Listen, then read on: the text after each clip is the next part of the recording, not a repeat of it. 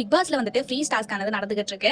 ஆக்சுவலா வந்துட்டு எல்லாருமே ரொம்ப எதிர்பார்த்துட்டு இருந்த ஒரு டாஸ்க் அப்படின்னு சொல்லிட்டு சொல்லலாம். எல்லா சீசன்லயும் இந்த ஃப்ரீ டாஸ்க் நடக்கும்போதெல்லாம் அவங்க குடும்பத்துல இருந்து ஃப்ரெண்ட்ஸ், ஃபேமிலி மெம்பர்ஸ் எல்லாருமே வந்து ஃபேமிலி கூட எல்லாருமே வந்துட்டு சில் பண்ணிட்டும் சில நிறைய நிறைய நல்ல விஷயங்கள், நிறைய கசப்பான விஷயங்கள் இது எல்லாத்தையுமே பகிர்ந்துகிட்டு இருப்பாங்க.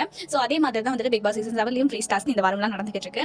ஸோ அதுல வந்துட்டு பாத்தீங்க அப்படின்னா பூர்ணிமாவோட அம்மாவா இருக்கட்டும், சரவண விக்ரமோட அம்மா அப்பா இருக்கட்டும், தினேஷோட அம்மா அப்பா இருக்கட்டும், மோஸ்ட் ஆஃப் எல்லாருமே வந்துட்டு நேற்று எபிசோட் வரைக்குமே வந்து பாத்தீங்க அப்படின்னா வந்துட்டு போயிட்டாங்க அப்படின்னு சொல்லிட்டு சொல்லலாம். ஸோ இன்னைக்கு எபிசோட்ல தான் வந்துட்டு ரவீனா அவங்க சித்தியோ அக்காவோ வந்திருக்காங்க, ரவீனோட தம்பி வந்திருக்காங்க, தம்பி அண்ணனா சம்திங் எனக்கு தெரியல, கோகுல் அப்படின்ட்டு அவங்க வந்திருக்காங்க.